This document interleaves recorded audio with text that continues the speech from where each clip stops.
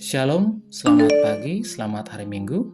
Selamat datang di Renungan Harian Toraya, Minggu 17 Juli 2022. Sebelum kita masuk dalam renungan, kita berdoa. Bapa, dalam nama Yesus kita akan membaca firman-Mu, biarlah kami bisa dapat merenungkan firman-Mu dengan baik, dan Engkau ajarkan kami dalam setiap langkah kami. Di dalam nama Tuhan Yesus. Amin. Renungan Harian Toraya ini diambil dari Mazmur 52 ayat 1 sampai 11. Mazmur 52 ayat 1. Hukuman terhadap orang fasik. Untuk pemimpin biduan, nyanyian pengajaran Daud.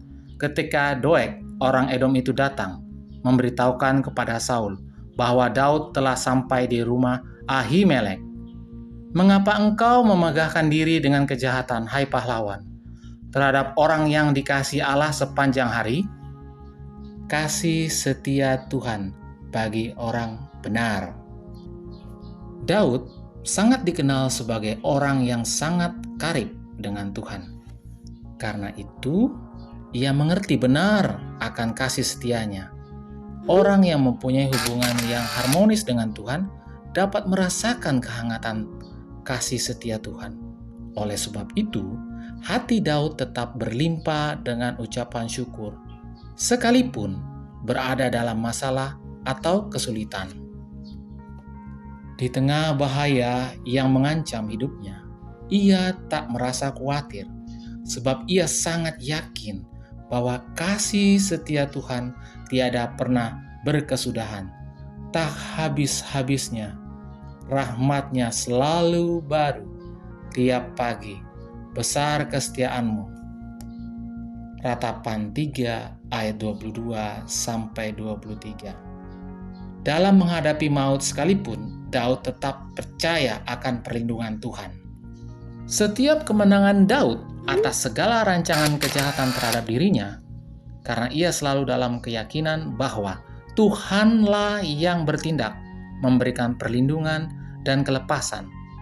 Oleh sebab itu, tak henti-hentinya mengucap syukur kepada Tuhan. Dalam doanya ia berkata, "Aku hendak bersyukur kepadamu selama-lamanya, sebab Engkaulah yang bertindak, karena nama-Mu baik.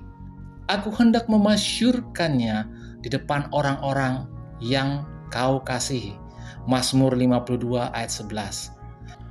Keadaan yang berbeda dialami oleh orang yang tidak mengandalkan kekayaan sebagai pengharapan hidupnya.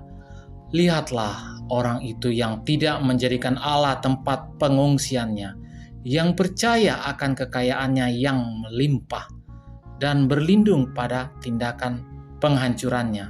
Mazmur 52 ayat 9. Sosok Daud penting menjadi teladan bagi kita sebagai umat Tuhan.